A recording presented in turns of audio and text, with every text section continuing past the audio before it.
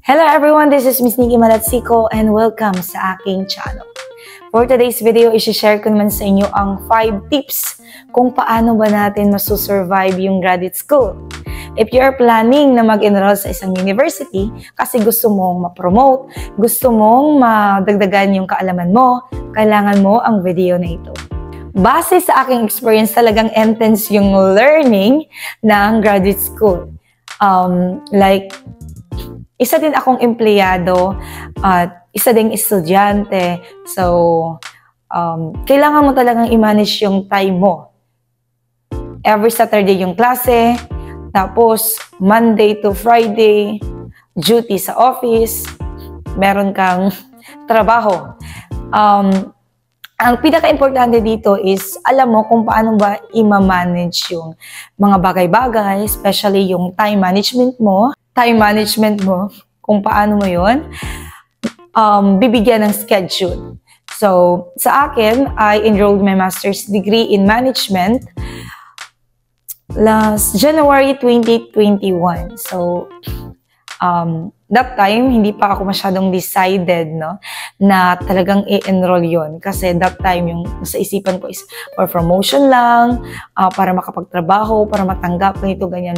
But then, na-love ko na din. At, ayun, second sem akong pumasok or nag-enroll ng master's degree ko. Kasi second sem is, ano na yon?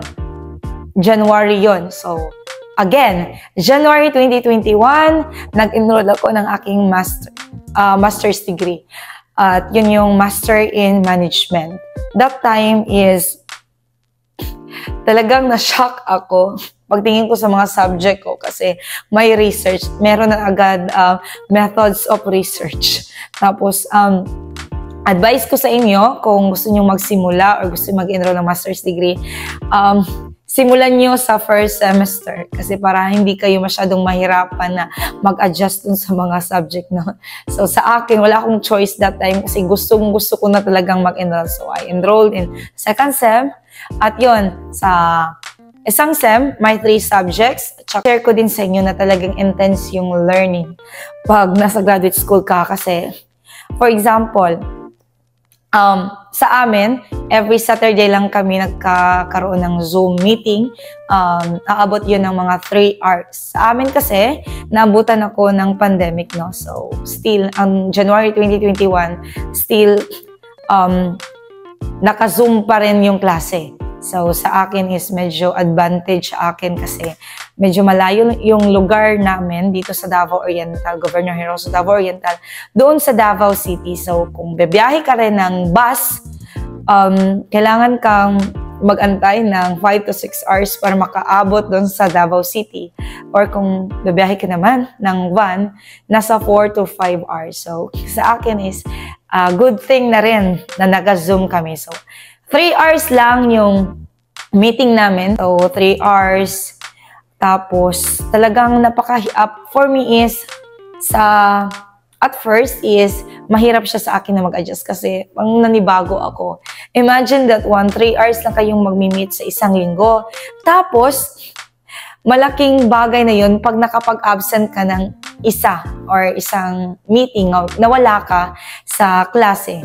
So, kung na-miss mo ang 3 hours na yon sa isang linggo kasi nakapag-absent ka, talagang mahuhuli ka. Kaya kung posible or possible sa'yo, wag ka talagang umabsent sa klase ninyo. So, ayun. Isa din akong, gaya ng sinasabi ko, isa din akong empleyado.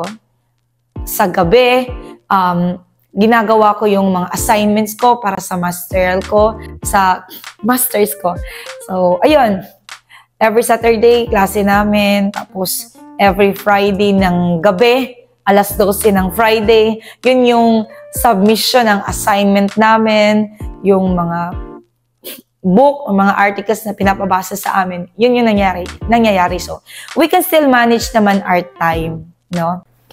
First tip na isi-share ko sa inyo ay you have to stay organized. You have to stay organized. Kasi nga, Monday to Friday, empleyado ka. Saturday, estudyante ka. So, yung time mo lang na maibibigay para sa mga assignments mo, sa mga requirements na binigay ng professor is every night lang. After ng duty mo, gagawin mo lahat ng yon at you have to stay organized. Kasi, sa time mo, kailan mo ba gagawin yung assignments mo? Kailan mo ba isasubmit yung mga requirements na needed ng professors ninyo? I-separate mo yung trabaho mo sa araw, yung trabaho mo sa gabi, mga requirements na gagawin, mga assignments mo. Pabalik-balik na sinasabi ko.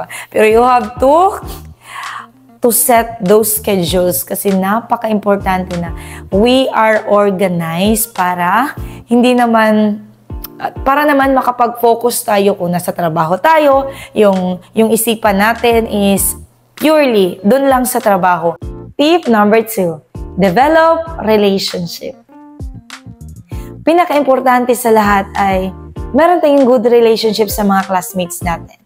Kasi aside from that, magkakaroon din tayo ng kaibigan sa kanila.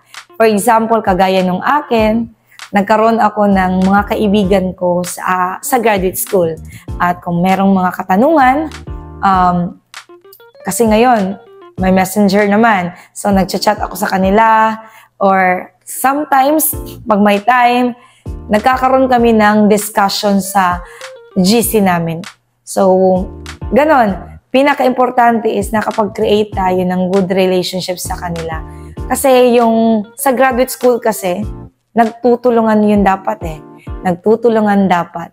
Hindi yun isang contest. So, yun. Tip number 3. Take advantage of development opportunities.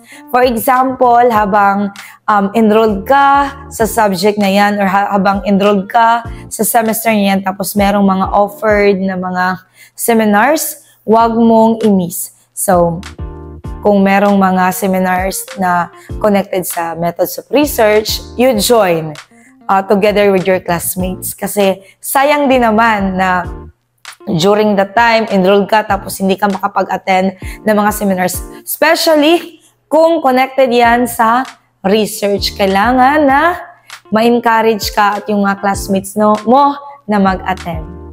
Tip number 4. Prepare or study before the program begins.